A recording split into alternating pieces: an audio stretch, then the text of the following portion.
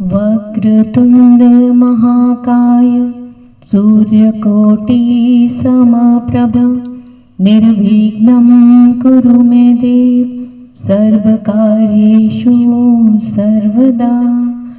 आप सभी श्री गणेश भक्तों को नमस्कार।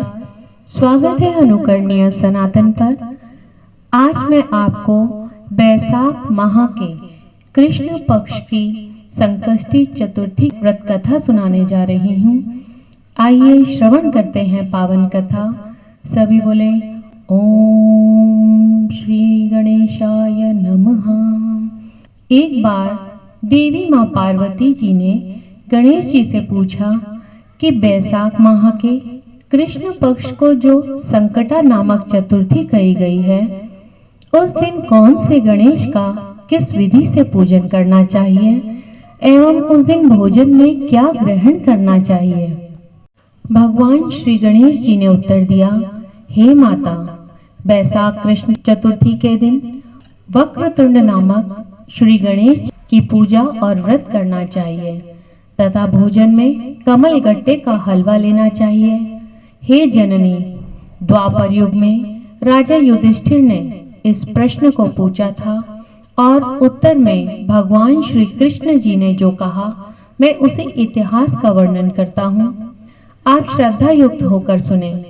भगवान श्री कृष्ण बोले, हे राजन, इस कल्याणदात्री चतुर्थी का जिसने व्रत किया और उसे जो फल प्राप्त हुआ, मैं उसे ही तुमसे कह रहा हूँ।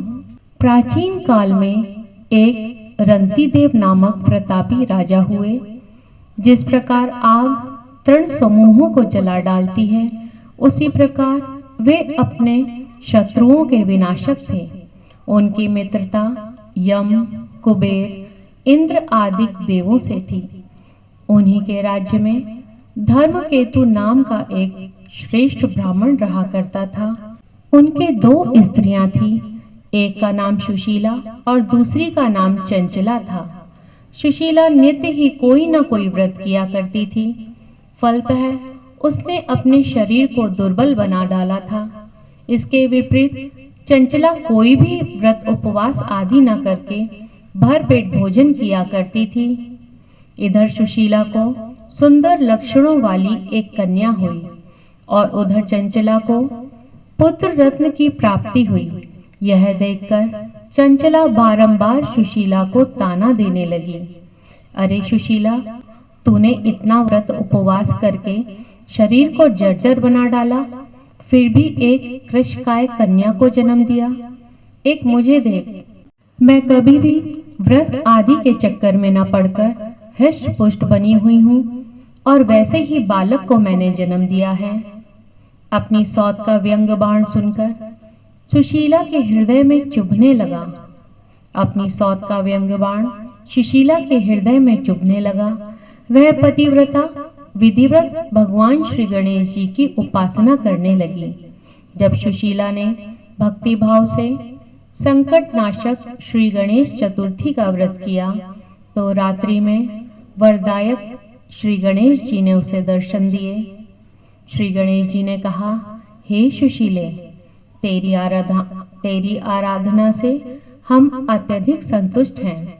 मैं तुम्हें वरदान दे रहा हूँ कि तेरी कन्या के मुख से निरंतर मोती और मूंगा प्रवाहित होते रहेंगे। हे कल्याणी, इससे तुझे सदा प्रसन्नता रहेगी। हे सुशीले, तुझे वेद शास्त्र वेता एक पुत्र भी होगा। इस प्रकार का वरदान देकर भगवान श्री गणेश जी वहां से अंतर्ध्यान हो गए। वरदान प्राप्ति के फलस्वरूप उस कन्या के मुख से सदैव मोती और मूंगा झड़ने लगे। कुछ दिनों के पश्चात सुशीला को एक पुत्र उत्पन्न हुआ। तदंतर धर्मकेतु का स्वर्गवास हो गया। उनकी मृत्यु के उपरांत चंचला घर का सारा धन लेकर दूसरे घर में जाकर रहने लगी, परंतु सुशीला पति गृह में रहकर ही पुत्र और पुत्री का लालन पालन करने लगी। अपनी कन्या के मुंह से मोती मूंगा गिरने के फलस्वरूप सुशीला के पास अल्प समय में ही बहुत सा धन एकत्रित हो गया। इस कारण चंचला उससे ईर्ष्या करने लगी। एक दिन हत्या करने के उद्देश्य से चंचला ने सुशीला की कन्या को कुएं में ढकेल दिया। उस कुएं में श्री गणेश जी ने उसकी रक्षा की और वह बालिका सकुशल अपनी माता के पास लौट आई। उस बालिका को जीवित देखकर चंचला का मन उद्विग्न हो उठा। वह सोचने लगी कि जिसकी रक्षा स्वयं ईश्वर करते हैं उसे कौन मार सकता है। इधर सुशीला अपनी पुत्री को पुनः पाकर प्रसन्न हो गई। पुत्री को छाती से लगाकर उसने कहा, भगवान श्री गणेश जी ने तुझे पुनः जीवन दिया है। अनाथों के नाथ श्री गणेश जी ही हैं। चंचला आकर उसके पैरों में नतमस्तक हो गई। उसे देखकर सुशीला के आश्चर्य का ठिकाना न रहा। चंचला हाथ जोड़कर कहने लगी, हे बहन सुशीले, मैं बहुत ही पापिन और दुष्टा हूँ। आप मेरे अपराधों को क्षमा कीजिए। आप दयावती हैं। आपने दोनों कुलों का उद्धार कर दिया। जिसका रक्षक देवता स्वयं होता है, उसका मानव मात्र क्या बिगाड़ सकता है। जो लोग संतों एवं सत्पुरुषों का दोष देखते हैं, वे अपनी करनी से स्वयं नाश को प्राप्त होते हैं। इसके बाद चंचला ने भी उस कष्ट निवारक पुण्यदायक संकट नाशक श्री गणेश जी का व्रत किया। श्री गणेश जी के अनुग्रह से परस्पर उन दोनों में प्रेम भाव स्थापित हो गया। जिस पर श्री गणेश जी की कृपा होती है, उसके शत्रु भी मित्र बन जाते हैं। सुशीला के द्वारा संकट नाशक श्री गणेश चतुर्थी व्रत किए जाने के कारण ही उसकी सौत चंचला का हृदय परिवर्तन हो गया। श्री गणेश जी कहते हैं, हे देवी, पूर्व काल का पूरा वृतांत आपको सुना दिया। इस लोक में इससे श्रेष्ठ विघ्न विनाशक और कोई दूसरा व्रत नहीं है। भगवान श्री कृष्ण जी कहते हैं कि हे धर्मराज, आप भी विधि पूर्वक श्री गणेश जी का व्रत कीजिए। इसके करने से आपके शत्रुओं का नाश होगा तथा अष्ट सिद्धियां और नव निधियां आपके सामने करबद्ध होकर खड़ी रहेंगी।